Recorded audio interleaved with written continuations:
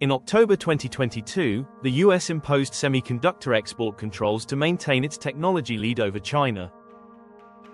These controls limited China's access to advanced chips and manufacturing tools, and similar measures were taken by the Netherlands and Japan.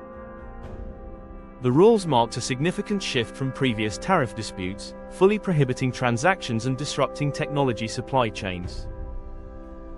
Decoupling, or reducing economic interdependence, has guided US policies under both administrations.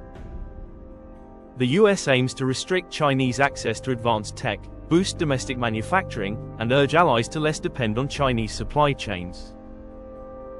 The EU has termed this de-risking, indicating a more nuanced approach to trade relations without full separation. For Korea, decoupling presents real challenges for major firms like Samsung and SK Hynix.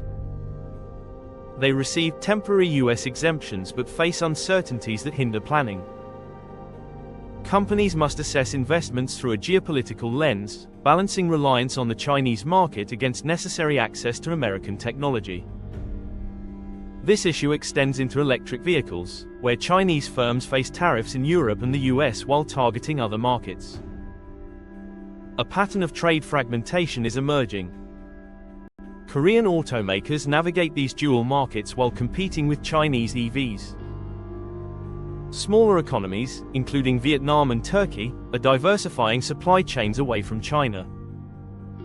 Nations like Uzbekistan navigate investments while balancing relationships with both superpowers. Mongolia grapples with heavy dependence on China, aiming to balance ties with Western nations. The fragmentation of global trade has uneven costs, with consumers facing higher prices and slowed innovation. Developing nations needing both investments and technology face difficult choices. Every new restriction undermines the efficiency gains achieved in a globalized economy. Students entering the workforce will find a world where global integration is uncertain and trade with China is complex. They will face competing blocs and strategic restrictions. The stability of this new system and its management will depend on critical decisions made by global leaders. Discussion questions 1. Are US semiconductor controls security measures or market suppression? How should Korea balance these views? 2. Is the EU's de-risking really different from decoupling?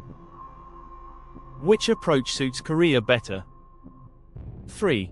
Can developing nations balance relationships with China and the West amidst trade fragmentation? 4. Is current economic fragmentation a temporary phase or a lasting shift? How could it affect your career and your country's economy?